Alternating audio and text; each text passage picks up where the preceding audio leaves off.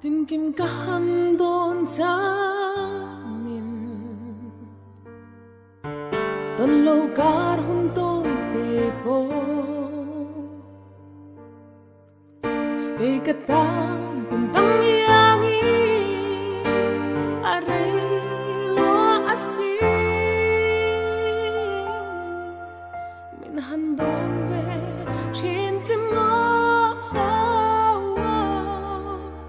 kadulay mampuy kadu berte kamang ay berte dia biatu galang tehi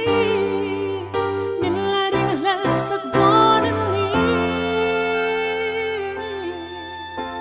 kamang ay te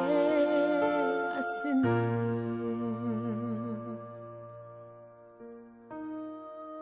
dân tiếng thôn khẽ riêng ngoya mà tên cả hắn đâu chịu chế om har lung